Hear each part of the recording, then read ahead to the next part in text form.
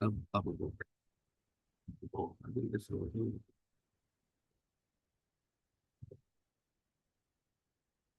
بالله من الشيطان الرجيم. بسم الله الرحمن الرحيم. رب اشرح لي صدري ويسر لي أمري واحلل عقدة من لساني يفقهوا قولي. سبحانك لا علم لنا إلا ما علمتنا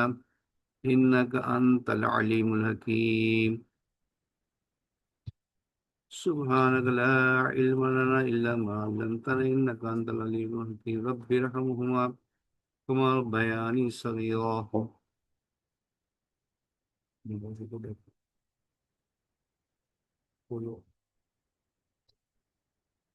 ربنا ظلمنا أنفسنا وإن لم تغفر لنا وترحمنا لنكونن من الخاسرين.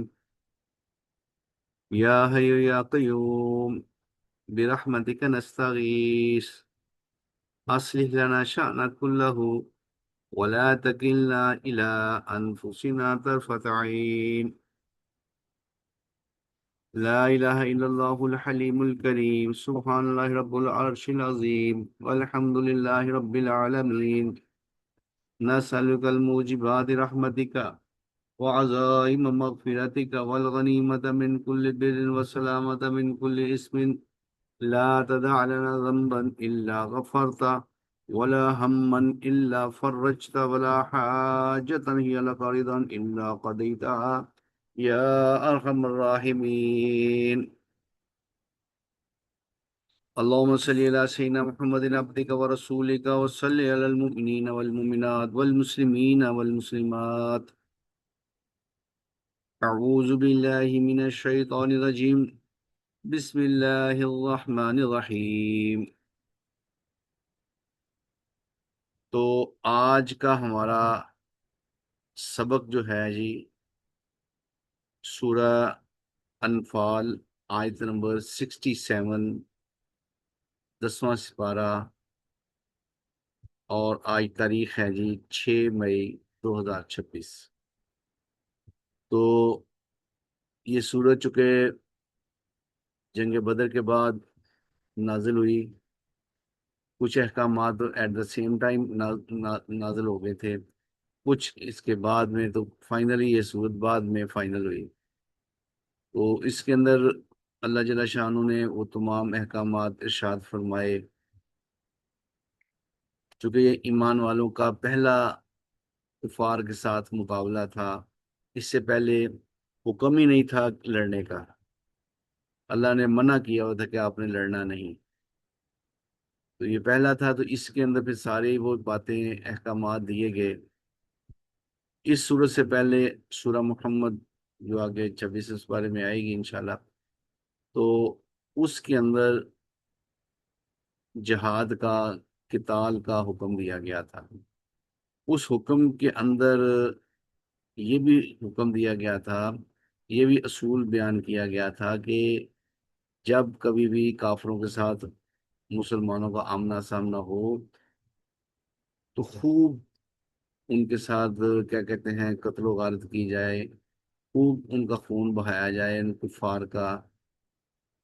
تاکہ وہ دوبارہ سر اٹھانے کے قابل نہ رہے. یہ اسٹینڈنگ آرڈرز تھے مسلمانوں کے لیے. اب جب بدر کے میدان کے اندر ایمان والوں کا آمنا سامنا ہوا تو ابتدائی کیفیات تو یہ تھی کہ بھی بڑے کیا کہتے ہیں ڈرے ہوئے بھی تھے، اور سامنے کیا کہتے ہیں ان کا بڑا لشکر تھا. خیر، جب جنگ شروع ہوئی تو وہ پہلے ہی کیا کہتے ہیں حملے کے اندر ان کے کافی بڑے نامور کیا کہتے ہیں جو افراد تھے، اور جو مکے کے چودھری تھے، جو وڈیرے تھے، وہ ابتدائی میں قتل ہو گئے. جس میں سرفرست ابو جہل تھا، عتبہ تھا، شیبہ تھا، اور ابو جہل کے کیا کہتے ہیں بھائی تھا، بھتیجا تھا. یہ بڑے بڑے جو اپنے آپ کو بڑا کچھ سمجھتے تھے وہ اس میں قتل ہو گئے. تو 70 افراد قتل ہو گئے. اور انہوں نے بھاگنا شروع کر دیا، میدان چھوڑ کر بھاگنا شروع کر دیا۔ اب اس کیفیت کے اندر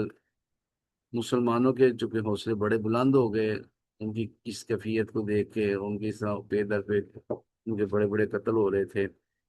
اس پر وہ میدان چھوڑ کر بھاگنے لگے۔ اب میدان چھوڑتے بھاگتے ہوئے پھر کیا ہوا کہ مسلمانوں نے ان لوگوں کو قیدی بنانا شروع کر دیا، پکڑنا شروع کر دیا، قتل کرنے کے بجائے ان کو اریسٹ کرنا شروع کر دیا۔ اور وہ جو کچھ مال ساتھ لے کے آئے ہوئے تھے، چیزیں ساتھ لے کے آئے تھے، بہت سی تیاری کے ساتھ آئے ہوئے تھے، تو وہ ساری کی ساری وہیں چھوڑ کر خود بھاگنا شروع کر دیا۔ وہ سارا سامان بھی مسلمانوں کے ہاتھ لگ رہا تھا، اور پلس ان کے بندے بھی اریسٹ ہو رہے تھے،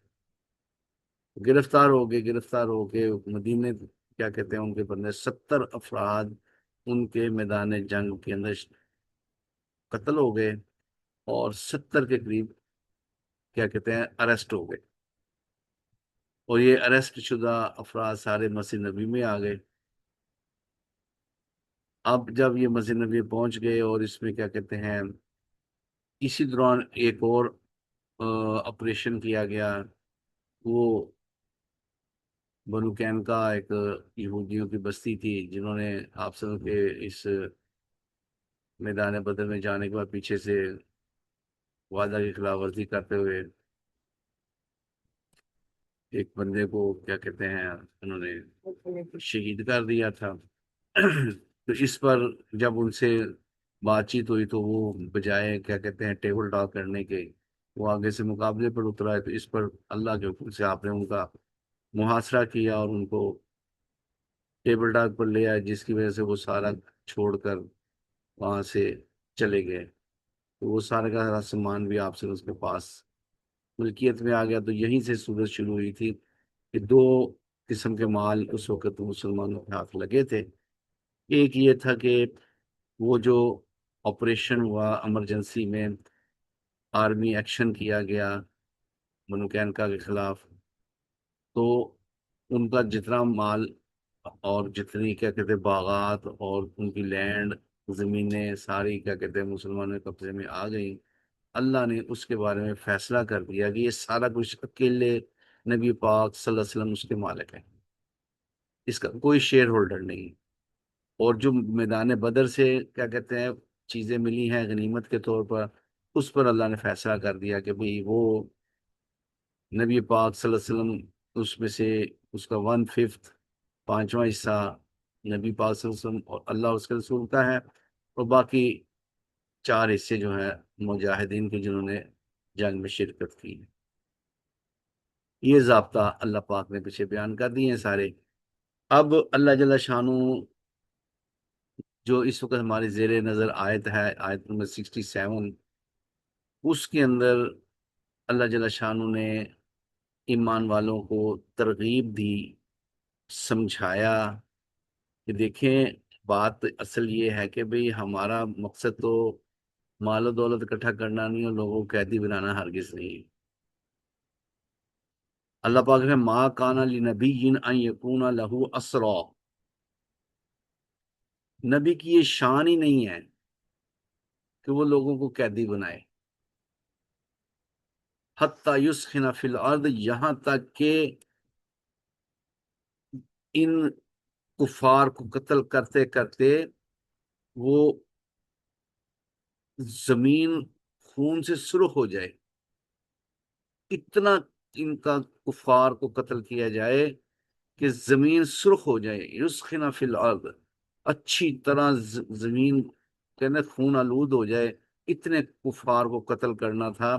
کہ ان کو قیدی بنانے کا تو موقع ہی نہیں دینا تھا۔ تو یہ اللہ پاک نے کہا کہ نبی کی تو شان ہی نہیں ہے کہ وہ لوگوں کو قیدی بنائے۔ اب مقابلہ پھر آئے ہیں، تو پھر دیکھیں پھر کیا ہوتا ہے۔ اللہ کہتے ہیں تریدون عرض الدنیا، کیا اس طرح سے آپ دنیاوی فائدہ حاصل کرنا چاہتے ہو؟ صرف دنیا کے فائدے کے لیے آپ نے ان کو اریسٹ کیا ہے؟ واللہ یرید الآخرہ، اللہ تو آپ لوگوں سے آخرت اور ایمانیات چاہتا ہے۔ اور آپ کی آخرت بنانا چاہتا ہے اور آپ کو آخرت میں انعامات دینا چاہتا ہے۔ واللہ عزیز حکیم، اللہ بڑی غالب اور حکمت والے ہیں۔ اس آیت کے اندر اللہ جل شاہ نے لوگوں کو جنگوں کے درمیان قیدی بنانے کا جو ایک پرانا ضابطہ چلا آ رہا تھا اس کے اوپر روک دیا کہ آپ نے قیدی نہیں بنانا تھا بلکہ ان کو قتل کر دینا تھا۔ خیر چونکہ یہ معاملہ طے ہو گیا ہوا تھا، اس پر اللہ جل شاہ نے رعایت فرمائی، فرمایا لولا کتاب من اللہ، اگر یہ بات پہلے سے اللہ کے ہاں لکھی نہ ہوتی، سبق لمسکم فیما اخذتم عذاب عظیم، تو پھر یہ جو آپ نے ان قیدیوں کو چھوڑنے کے بدلے میں فدیہ لیا ہے، ان کو کیا کہتے ہیں ان سے پیسے لیے 2000 پر پرسن، آپ نے کیا کہتے ہیں ان کو فدیہ طے کیا کہ ہر آدمی 2,000 درہم جو ہے وہ جمع کرائے اور پھر اسے چھوڑا جائے گا۔ یوں پھر مکے سے وہ تمام افراد، ان کے لواحقین نے اپنے اپنے مال بھیجے اور یہاں سارے جمع کرائے، اور جمع کرانے کے بعد ان کو آزاد کیا گیا۔ اس میں بھی بڑی کیا کہتے ہیں خوبصورت باتیں بھی اس میں پیش آئیں، اور بڑی اچھی اچھی باتیں ان میں سے ایک آدھ عرض کر دوں گا۔ تو بہرحال وہ پھر سارے کے سارے قیدی رہا کر دیے گئے، لیکن دس از لاسٹ اینڈ فائنل تھا یہ، اس سے بعد آئندہ کے لیے قیدی بنانے کا ضابطہ ختم کر دیا گیا تھا۔ اگر قیدی بنانا بھی ہے تو اللہ نے، چونکہ وہ سورہ محمد بھی انشاءاللہ ہم پڑھیں گے، اس میں اللہ نے یہ طے کیا گیا تھا کہ پھر اب نبی کو اختیار ہے کہ چاہے وہ فدیہ لے کر چھوڑ دے چاہے ویسے ان کو چھوڑ دے، اس پہ ان کو کوئی پابندی نہیں تھی۔ تو پھر آپ نے اس کے بعد جتنے بھی جہاد ہوئے اور جتنی جنگیں ہوئیں مسلمانوں کی، پھر جو بھی قیدی اس وقت ان کے ریسٹ ہوئے پھر ان کو بغیر کسی فدیے کے ہی رہا کیا گیا، اور پھر فار ایور لا بن گیا کہ اب یہ ہے کہ بغیر پیسے کے ہی قیدی رہا کیے جائیں گے۔ اس کے بعد یہ اصل میں یہ بات غلامی والے سسٹم کو ختم کرنا مقصود تھا، کہ جو غلامی والا ایک نظام تھا کہ بھی بندے پکڑے ان کو اپنا غلام بنا لیا اور فار ایور فار لائف وہ ہمارے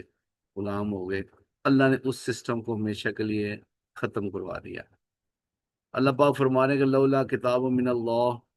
اگر یہ سبق لمسکم فیما اخذتم عذاب عظیم، کہ اگر اللہ کے یہاں یہ بات پہلے سے طے شدہ نہ ہوتی تو پھر یہ جو آپ نے فدیہ لیا ہے نا، اس فدیہ لینے پر اللہ کی طرف سے عذاب، بہت بڑا عذاب آ سکتا تھا آپ لوگوں کے اوپر۔ تو چونکہ وائلیشن تھی کہ اللہ نے پہلے سے طے کر دیا ہوا تھا کہ آپ نے تو صرف خون ان کا بہانا ہے، ان کو کافروں کو قتل کرنا تاکہ ان کو نصیحت ہو جائے، آئندہ کے لیے کیا کہتے ہیں سمجھ جائیں کہ بھئی اب کیا کہتے ہیں جو بھی کوئی مسلمانوں کے مقابلے میں آئے گا واپس نہیں جائے گا۔ خیر بہرحال یہ اللہ نے کیا کہتے ہیں سمجھانے کے لیے نصیحت کے طور پر آیت مبارکہ نازل فرمائی، اور یہ آئندہ کے لیے بھی تھا، اس وقت بھی تھا، اور آئندہ کے لیے قیامت تک کے لیے آنے والے مسلمانوں کے لیے بھی تھا۔ جب کبھی بھی اب کفار کے ساتھ ان کا مقابلہ ہو تو صرف ان کو اریسٹ کر کے ان کا مال غنیمت حاصل کرنے کے لیے ہم یہ عمل نہیں کریں گے۔ ہمارا مقصد تو اللہ کا دین بلند ہو جائے، ساری دنیا میں اللہ کا دین غالب آ جائے، یہ مقصد ہے مسلمان کا مقصد۔ تو اقبال نے بڑی اچھی پیاری بات کہی کہ عجب ذوق خدائی بخشا ہے تو نے ایمان والوں کو، نہ مال غنیمت نہ کشور کشائی، کہ نہ تو یہ مال غنیمت حاصل کرنے کی خاطر لڑتے ہیں، نہ کشور کشائی کے بہت سارے ملکوں کے اوپر قبضہ کرنا مقصود ہوتا ہے۔ یہ تو اللہ جل شانہ کے دین کو ساری دنیا کے اندر غالب کرنے کے لیے لڑتے ہیں۔ تو اس وقت بھی یہ تھا، آج بھی ہے، قیامت تک یہی لا رہے گا کہ اگر اللہ کی رضا کے لیے لڑنا ہے تو پھر ہمارا مقصد مال حاصل کرنا ہرگز نہیں ہے۔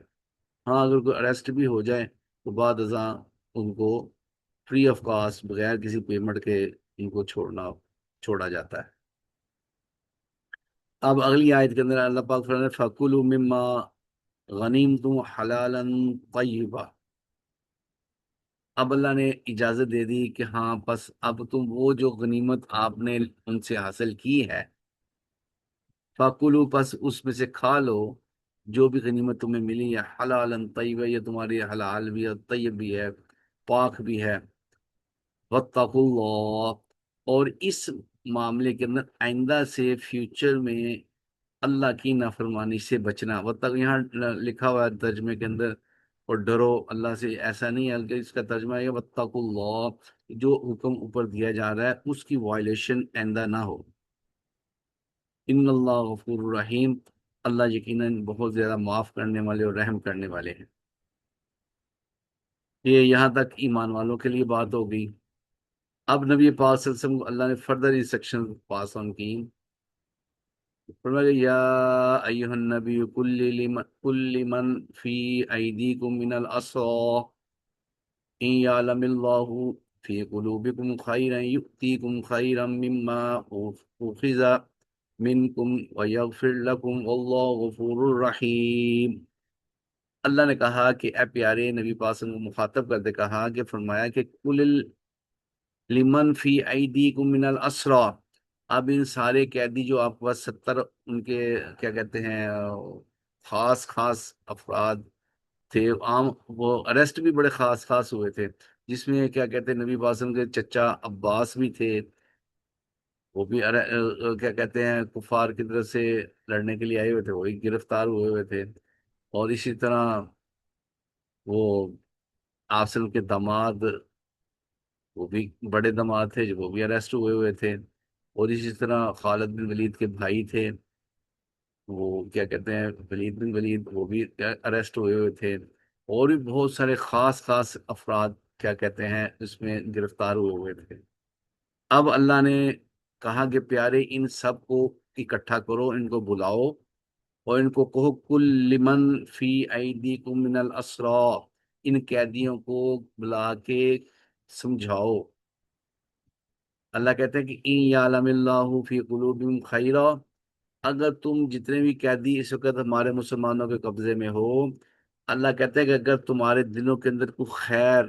بہتری اللہ نے پائی، کہ تمہارے اندر وہ کفر کا نفرت اور وہ چیزیں ختم ہو گئی، اور تمہارے اندر وہ انٹرنلی تمہارے اندر بہتری آ گئی، تو پھر کیا ہوگا مما اخذ منکم، جو کچھ تم سے بطور فدیہ کے لیا گیا ہے اللہ اس سے بہتر تمہیں عطا کرے گا، وَيَغْفِرْ لَكُمْ، اللہ تمہیں معافی کر دے گا، واللہ غفور الرحیم، اللہ معاف کرنے والے اور رحم کرنے والے ہیں۔ تو الحمدللہ اس ترغیب کی وجہ سے جتنے قیدی اریسٹ ہوئے تھے سارے کے سارے مسلمان ہو گئے۔ وہ اس میں لیٹر آن بعد ازاں کچھ ہوئے، ان میں جو میں نے بتایا تھا کہ بہت ہی خوبصورت باتیں بھی پیش آئیں، جیسے خالد بن ولید رضی اللہ عنہ کے جو بھائی تھے، وہ جب گرفتار ہو گئے تو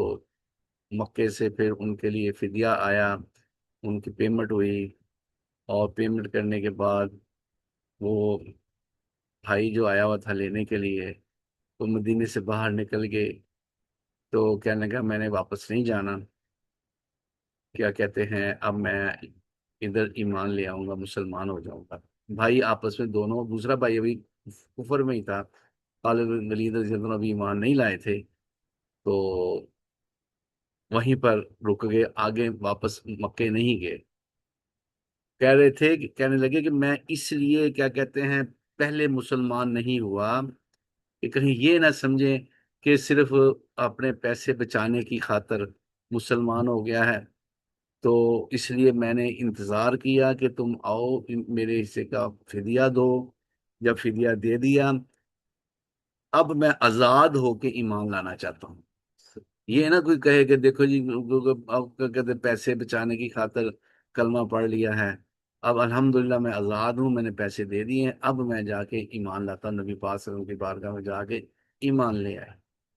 تو بہرحال اسی طرح کے بہت سارے تھے، جیسے کیا کہتے ہیں آتا ہے کہ بھئی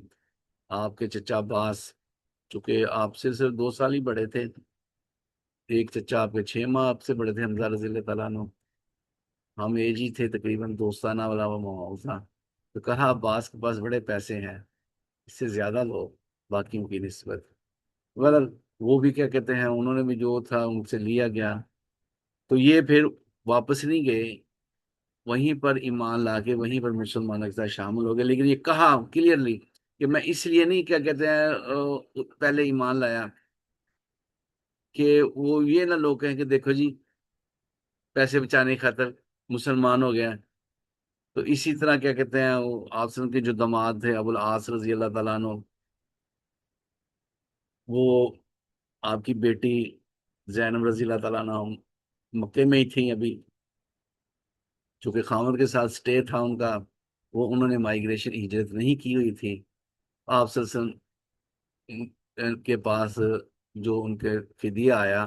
اس میں انہوں نے وہ گولڈ کا ہار بھی لکھا ہے تاریخ کے اندر، جو جہیز کے طور پر والدہ ختیجہ رضی اللہ عنہ نے اپنی بیٹی کو دیا تھا۔ اپنے خامد کو چھڑانے کے لیے انہوں نے وہ جہیز والا ہار بھی بیچا سونے کا، کہ جی میرے خامد کو چھوڑ دیا جائے۔ جب وہ ہار آپ صلی اللہ علیہ وسلم کے سامنے آیا تو پھر آپ نے صحابہ کے مشورے سے کہا کہ ٹھیک ہے، یہ ہار واپس کر دیتے ہیں اور ان کو بھی رہا کر دیتے ہیں، اور ساتھ اس میں یہ شرط ہے کہ تم جا کے میری بیٹی کو زینب کو واپس مدینہ بھیج دو، بس یہی تمہارا فدیہ ہوگا۔ خیر پھر انہوں نے جا کے واپس بھیج دیا، تو پھر وہ کیا کہتے ہیں خود بھی ساتھ تشریف لے آئے، اور کیا کہتے ہیں ایمان بھی لے آئے۔ خیر وہ ایک بہت سارے اسی طرح کے بہت سارے واقعات پیش آئے اس کے اندر، جب پہلی جنگ کے اندر، تو یہ بات کلیئر ہے کہ کوئی بھی ان میں ایسا نہیں تھا کہ جو کیا کہتے ہیں کفر کی حالت میں مڑا۔ جتنے قیدی ہوئے تھے سارے کے سارے ایمان لے آئے، بلکہ یہاں تک یہ ہے کہ بھی جب فتح مکہ ہوا تو اس دوران صرف وہی لوگ کفر میں رہے جو فتح مکہ سے پہلے فوت ہو گئے ہوئے تھے یا قتل ہو گئے تھے۔ باقی جتنے بھی تھے پھر سارے ایمان لے آئے، مکے میں پھر کوئی ایسا بندہ رہا ہی نہیں جو کفر۔ دو تین افراد تھے، جیسے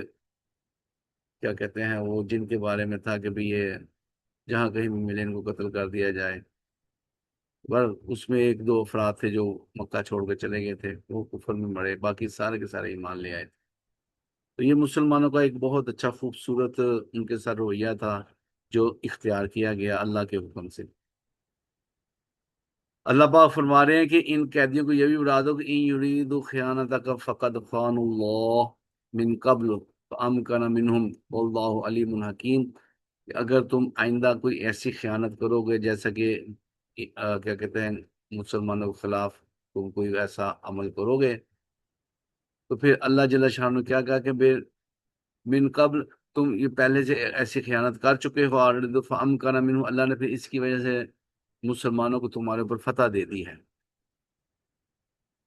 یعنی کہ یہ ان قیدیوں کو کہا گیا کہ اگر دوبارہ بھی کہیں تمہیں کیا کہتے ہیں مسلمانوں کے خلاف آئے تو اللہ جل شانہ مسلمانوں کو تمہارے اوپر غالب پہلے بھی کر چکا ہے، آئندہ بھی غالب کر دے گا۔ اللہ کہتا ہے واللہ علیم حکیم، اللہ بڑے علم والے اور حکمت والے ہیں۔ یہ سمجھایا گیا کہ دیکھو بار بار اللہ اس کے رسول کے ساتھ خیانت کرنا، کہ کیا کہتے ہیں یہاں تو کہہ رہے ہو کہ ہم آئندہ نہیں لڑیں گے اور بعد میں جا کے پھر دوبارہ مسلمانوں کے مقابلے پہ آ جاؤ، ایسا نہ کرنا۔ اللہ پاک فرماتے ان الذین آمنوا، تو یہ ایک لا بیان کیا جا رہا ہے، ان الذین آمنوا وہاجروا، یقیناً وہ لوگ جو ایمان لائے، وہ ہاجر و ہجرت کی، وجاہدوا باموالہم وانفسہم فی سبیل اللہ، اور انہوں نے جہاد بھی کیا اپنے مالوں کے ساتھ اپنی جانوں کے ساتھ، فی سبیل اللہ اللہ کے راستے میں اللہ کی رضا کے لیے، اور فرمایا والذین، اور وہ لوگ بھی آووا ونصروا، اور جنہوں نے اس سارے نظام کے اندر ایمان والوں کو، مدینہ کے رہنے والوں کو کیا کیا پناہ دی، آووا ونصروا، اور ساتھ میں مکمل طور پر مدد بھی کی، اولئک بعضهم اولیاء بعض، یہ ہیں آپس میں ایک دوسرے کے گہرے دوست، یہ ہیں آپس میں اصل ایمان والے دوست جو ہوتے ہیں۔ اللہ کہتے ہیں والذین آمنوا، اور وہ لوگ بھی ولم یحاجروا ما لکم من ولایۃ من شیء، اور وہ لوگ ایمان والے جنہوں نے ابھی تک آپ خود چل کر مدینے آ کے ہجرت نہیں کی۔ یہ 2 ہجری کا واقعہ ہے، آپ سلسلوں کو دوسرا سال ہو گیا تھا، یعنی دوسرا سال چل رہا تھا مکے سے مدینہ آئے ہوئے۔ اللہ کی طرف سے اوپن سب کے لیے یہی تھا کہ جو بھی کوئی مسلمان ہوگا اس کو مدینے پہنچنا ہے۔ تب ہی اس کا ایمان معتبر گنا جائے گا۔ اب یہاں اللہ جل شانہ نے رعایت دی، والذین آمنوا، وہ لوگ جو ایمان لا چکے ہیں، ولم یہاجروا، ابھی تک انہوں نے ہجرت نہیں کی، اپنے ہی انہی قبیلوں کے اندر یا مکے کے اندر ابھی ٹھہرے ہوئے ہیں، مالک من ولایت من شیء، اگر کیا کہتے ہیں وہ آپ سے کیا کہتے ہیں ہیلپ مانگتے ہیں، اللہ کہتا ہے مالک من ولایت، تمہاری ان سے کوئی دوستی نہیں ہے، حتی یہاجر، یہاں تک کہ وہ خود ہجرت کر کے مدینے نہ آ جائے، مسلمان ہیں، ایمان والے ہیں، لیکن ہجرت نہیں کر رہے، اللہ کہتا ہے مالک من ولایت، تمہاری کوئی دوستی نہیں ہے ان کے ساتھ، من شہید، کسی معاملے میں بھی، حتی یہاجروا، یہاں تک وہ ہجرت نہ کریں۔ اس آیت کے تحت سارے کے سارے ایمان لانے والوں کے اوپر ہجرت کرنا فرض تھی۔ یہ پھر فرض کب ختم ہوا؟ جب مکہ فتح ہوا، اس پر اللہ پاک نے پھر وہ احکامات نازل کیے کہ اب جو ہے نا وہ ہم نے وہ کنڈیشن ختم کر دی گئی ہے کہ جو کیا کہتے ہیں جو بھی ہو وہ مسلمان ہو کے ہجرت کر کے مدینہ آئے۔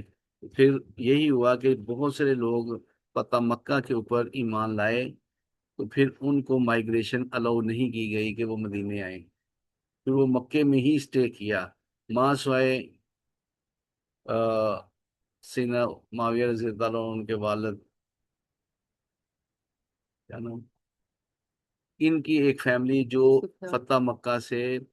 ابو سفیان رضی اللہ عنہ کی فیملی، صرف یہ ایک فیملی جس کو مائگریشن الاؤ کی گئی، یہ ایک دن پہلے فتح مکہ سے ایمان لے آئے تھے، وہ مدینے گئے، باقی سارے کے سارے وہیں ان کا سٹے رہا، کہ کیا کہتے ہیں وہ الاؤ ہی نہیں ہوا کہ بھی آپ کیا کہتے ہیں پہلے وہ ہجرت فرض یا پھر ہجرت فرض نہیں رہی۔ بہرحال اس میں پھر بھی کچھ لوگ مائگریٹ کر کے گئے، پھر ایز سچ اللہ کی طرف سے کنڈیشن ختم ہو گئی۔ اللہ کہتے ہیں کہ وَإِنِ اسْتَنصَرُوكُمْ فِي دِينِ فَعَلَيْكُمُ النَّصْرُ إِلَّا عَلَىٰ قَوْمٍ بَيْنَكُمْ وَبَيْنَهُم مِّيثَاقٌ، اللہ کہہ رہے ہیں کہ ٹھیک ہے یہ ایمان لے آئے ہیں، ابھی تک ہجرت نہیں کی، اب یہ آپ سے اس دین کے اوپر، دین کے معاملے میں آپ سے مدد مانگ رہے ہیں، پھنسے ہوئے ہیں وہاں پر، وہ چاہتے ہیں کہ وہاں سے نکل آئیں، اگر وہ آپ سے مدد مانگے ایمان والے، فَعَلَيْكُمُ النَّصْرُ، تمہارے پر ذمہ داری کہ تم ان کی مدد کرو، إِلَّا عَلَىٰ قَوْمٍ بَيْنَكُمْ وَبَيْنَهُم مِّيثَاقٌ، ہاں ان کے خلاف آپ نے ایکشن نہیں لینا، ان کے خلاف لڑائی نہیں کرنی، جن قوموں کے ساتھ، جن قبیلوں کے ساتھ آپ کا معاہدہ ہو چکا ہے لڑائی نہ کرنے کا۔ ایسا ہی نہیں ہے کہ بھی چونکہ میرے بہت سارے مسلمان ہیں ان کے اوپر ظلم ہو رہا ہے لہٰذا ہم ان کے اوپر اٹیک کر دیں، ایسا نہیں ہوگا۔ اسی بنیاد پر موجودہ دور کے اندر جو نظام چل رہا ہے کہ پوری دنیا کے اندر اس وقت مسلمان موجود ہیں، اور اس میں سے چند ایک ممالک ایسے ہیں جن کے اندر مسلمانوں کو اسلام کے مطابق زندگی گزارنے میں کوئی مشقت پیش آ رہی ہے، ورنہ جتنے بھی کافر ملک ہیں ان کے اندر جو مسلمان ہیں وہ بڑی آسانی سے، بڑی کیا کہتے ہیں پولائٹلی اپنی زندگیاں وہاں پر اسلام کے مطابق گزار رہے ہیں۔ وہاں کی گورنمنٹ، عیسائی گورنمنٹ کی طرف سے یا جو بھی غیر مسلم قومیں ہیں حکومت کر رہی ہیں، ان کی طرف سے پابندی کوئی نہیں ہے،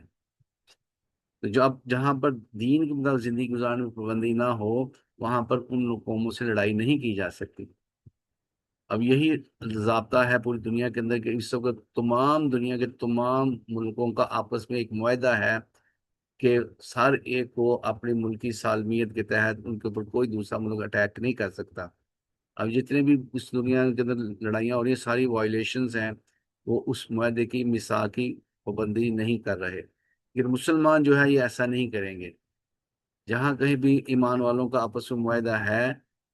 اب کیونکہ پاکستان ہے تو پاکستان وہ یونائٹڈ نیشن کا ممبر ہے، اس لیے اپنی مرضی سے جس پہ چاہے حملہ کر دے، ایسا نہیں ہو سکتا۔ جیسے فلسطین کے اندر بہت ساری زیادتیاں ہو رہی ہیں، تو بغیر کیا کہتے ہیں ورلڈ پرمیشن کے اٹیک نہیں کیا جا سکتا۔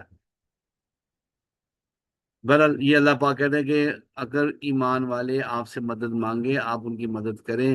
इल्ला अला कौमिन बैनकुम बैनहुम मीसाक, हाँ जिन कौमों के साथ आपका मीसाक है, मुआहिदा है, आप उनके खिलाफ एक्शन नहीं लेंगे। वल्लाहु बिमा तामलून बसीर, अल्लाह तुम्हारे अमाल से बड़ी अच्छी तरह बाखबर है। अल्लाह कह रहे हैं वल्लज़ीना कफरू, और वो लोग जो कुफर पर अड़े हुए हैं अभी तक,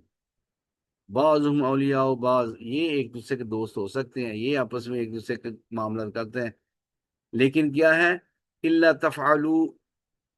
तकुन फितनतुन फिल अर्दि व फसादुन कबीर। हाँ, अगर ये जो कुफर में एक दूसरे की मदद करने वाले हैं, अगर तुम इनके खिलाफ एक्शन नहीं लोगे, तो ये इसकी वजह से जमीन पर बहुत ज्यादा फितना फसाद फैलेगा। इसलिए मुसलमानों को उस सिलसिले में, जैसे क्या कहते हैं, जहाँ कहीं भी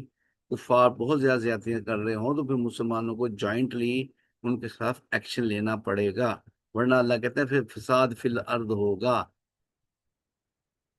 इस सिलसिले में चूंकि मौजूदा दौर के अंदर बहुत सारे मुसलमानों की ज्यादतियां हो रही हैं, तो चूंकि जितने मुसलमान मुल्क हैं, इनकी अपनी ईमानी कैफियत वो है ही नहीं,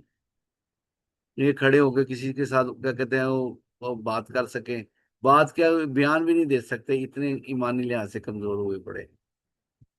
मदद इन्होंने क्या करनी है। अल्लाह हमें ईमान की लज्जत नसीब फरमा दे, और ईमान की हलावत और ईमान के मुताबिक जिंदगी गुजारने की तौफीक अता फरमा दे। एक ईमान वाला ही पूरी दुनिया के अंदर काफी है, हिम्मत वाला हो तो। क्योंकि बहुत ज़्यादा ईमानी कमजोरी है, और मोस्टली जो हमारे हुक्मरान तबका है मुसलमान मुल्कों के अंदर, उनका बहुत ज़्यादा मामला ईमानी लिहाज से नीचे गिरावट का शिकार है, जिसकी वजह से आज मुसलमान बहुत ज़्यादा क्या कहते हैं पिस रहे हैं पूरी दुनिया के अंदर। जब तक अपनी ईमानी कैफियत आगे नहीं बढ़ेगी, हम किसी के साथ क्या एक्शन ले सकते हैं। अल्लाह हमें ईमान को बेहतर बनाने की तौफीक अता फरमाए। जब ईमान अंदर आ जाता है, तो फिर सारी दुनिया का डर और सारी दुनिया की जितने भी दुनिया के क्या कहते हैं चीजें हैं, उन सब का डर दिल से निकल जाता है। फिर जब अल्लाह का डर दिल में आ जाता है, तो फिर वो किसी से नहीं डरता। तो जितने भी डरने वाले मामला हैं, वो सिर्फ इसी वजह से कि ईमानी लिहाज से बड़ी कमजोरी है। तो हम भी, मैं और आप भी जिस लेवल पर हैं, हम अपने घरों के अंदर, अपने अपने घर के अंदर हर बंदा हुक्मरान है, तो उसको क्या कहते हैं अल्लाह के अहकामात अपने घर में नाफज करने चाहिए, उसको अपनी फैक्ट्री में नाफज करने चाहिए, उसको अपनी दुकान पे नाफज करने चाहिए। जहां कहीं भी उसका असर रसूख है, और वो बड़ा बना हुआ है घर का, उससे अल्लाह के अहकामात वहां पे पाबंदी से उनको क्या कहते हैं नाफज करना चाहिए, वरना क्या होगा, फसाद फिलहाल और जमीन पर फसाद फैलेगा, बेदीनी फैलेगी, गुमराही फैलेगी। अल्लाह हमें इस बात की समझ नसीब फरमा दे। अल्लाह पाक फरमाए वल्लज़ीना आमनू व हाजरू व जाहदू फी सबीलिल्लाहि वल्लज़ीना आवू व नसरू उलाइका हुमुल मुमिनून हक्का, यकीनन वो लोग जो उन्होंने हिजरत की और जिहाद किया अल्लाह के रास्ते में, और वो लोग जिन्होंने उनकी नुसरत की, उनको पनाह दी, अल्लाह कहते हैं उलाइका हुमुल मुमिनून हक्का, यही पक्के ईमान वाले हैं। लहुम मगफिरतुम व रिज़्कुन करीम, उनके लिए बड़ी मगफरत और अल्लाह के यहाँ रिज़्क करीम है। और फरमाया वल्लज़ीना आमनू, और वो लोग मिन बाद व हाजरू, और जो इसके बाद ईमान लाए, उन्हें हिजरत की, और जाहदु माकुम, और आपके साथ मिलकर जिहाद भी किया, फ़उलाइका मिन, वो भी आपके साथी हैं, वो भी आपके साथ ही हैं। व उलुल अरहम बाज़ुहुम औला, और जो आपस में खूनी रिश्ते हैं,